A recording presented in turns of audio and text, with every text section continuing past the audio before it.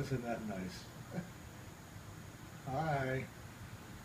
So you were talking about My your... dad, my dad was something else. He was great. And he could make crepes like you wouldn't believe. The neighbors would come in and have it. That's what Lenny always said. I don't remember that part of it. But Lenny did, or made it up. I don't know which. Maybe that's why Mom did it at the cottage. Yeah. Oh. Yeah. Working at the cottage was fun too. A couple of items on it were a little difficult, but hey. But the water drum, we originally connected all that stuff. And you collected the rainwater. They've improved things now.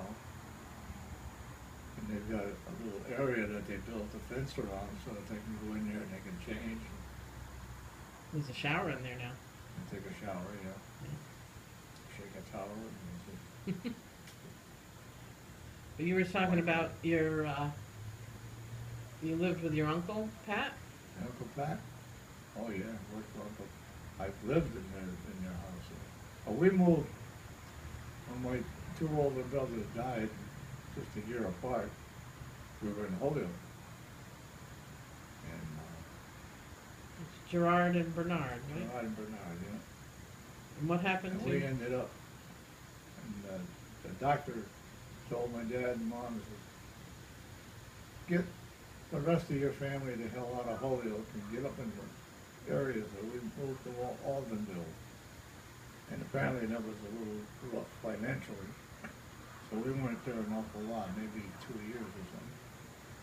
But Uncle Pat and Yvonne, they lived around the corner about a block and a half. So I ended up, when Mom moved back, Dad was in New Haven now, and he was working for Walt Eggleston. And Doing what was the name? tailoring? The tailoring, yes. But it wasn't Eggleston was the boss in that place, but it was I can't remember the name of the company. It'll come to me someday. Every once in a while it comes in and I keep forgetting it. But, oh well. So you're going to tell me about Uncle Pat's store? That store, yeah, I was down the cellar, and I would empty the bags on the floor, and I would take paper bags, 2 different sizes, one for a peck and one for half a peck, and I would fill them. That's potatoes, right? Potatoes, yeah. And I'd have to bring them up and put them under the counter upstairs, where the people would be there, they wouldn't be downstairs. Just the workers once in a while had to come down and get something. But I had it, I was pretty young. How old were you?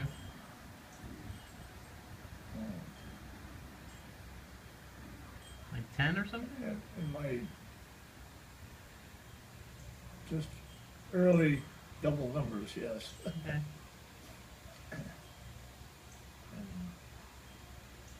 And it was good. And how much did you say you were paid? 35 cents an hour. Wow. So, I did that a couple of days a week. So 1913 for an 11-year-old. I mean 19.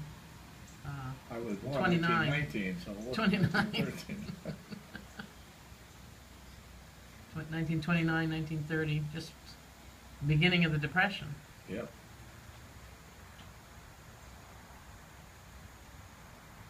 What do you remember about the Depression? It was very difficult. Most people, not most, but a whole lot of them were out of work completely.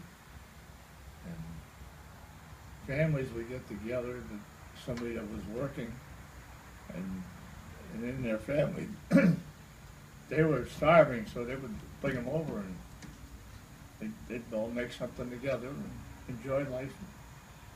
And how they kept a smile on their face with the way conditions were was ridiculous, It was actually better, really. pretty soon. You mean in terms of socially, people were much closer? Well, yeah, the families would get together. In fact, he ran up a bill for our family. It was, I guess it was over $1,000. Wow. And little by little, we tried paying up. Finally, Pat says, "Forget it." And then when we had moved to Aldenville, and like I said, maybe 2 years, and then we had to go back. Well, that's when Dad was brought to New Haven and worked for Walt Eggleston. And then pretty soon Claire moved up, and then all of a sudden everybody was there in our family, you know. And we were, I know exactly where we were. The funny thing is, I knew the street, and when I went down there visiting, I couldn't find that street. The street I thought it was a different name. They had changed the name. That's why I finally found out that they changed the name. I said, I swear I used to live here, you know. But it's not the same number or name.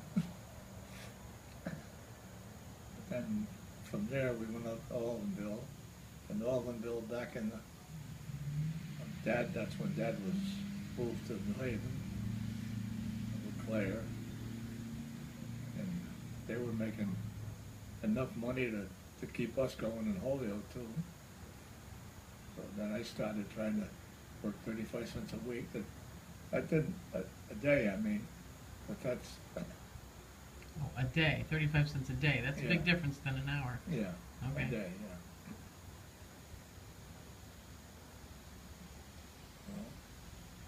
yeah. Hmm. And did you move down to Winchester Avenue? We moved down to Winchester Avenue across from the theater, which was no longer in existence. The building was there, but there was nothing there. And later on, while we were there, they started up again. And it went for a while, but it didn't last. Is that the movie theater Mom went to with the hurricane of '38? She went to the movies and came out, there was a hurricane? I think so. That was amazing. Huh.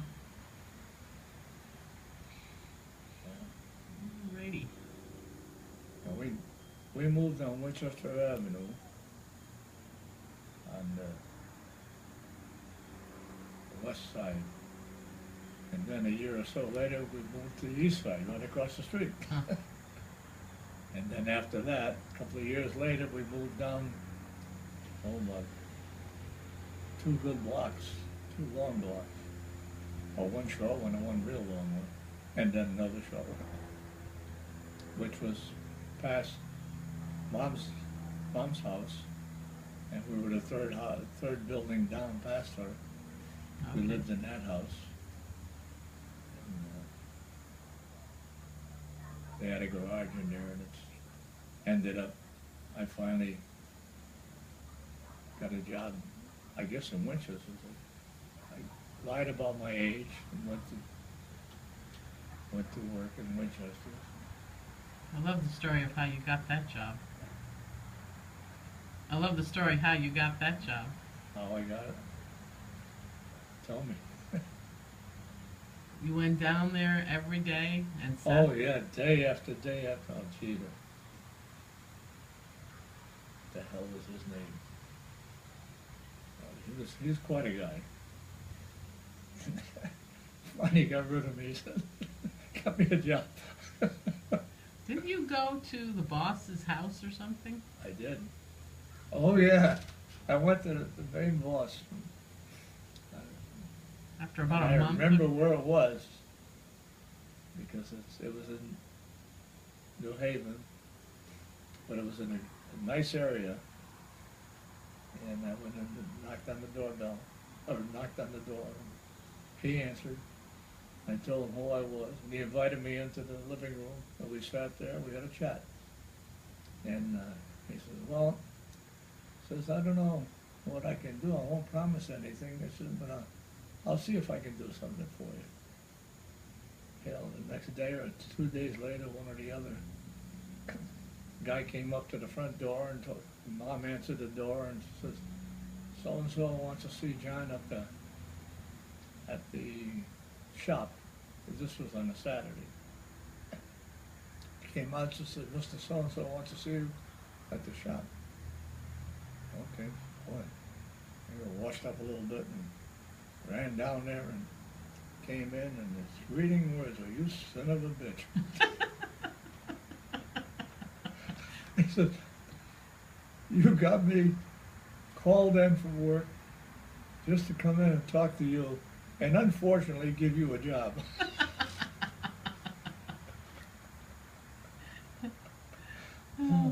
And you worked for them for how long? Oh, geez. 35 years or I so? think something like 35 years. And I went through all the chairs. I ended up, I was in charge of half of the Winchesters. Wow. Yeah. Pretty amazing.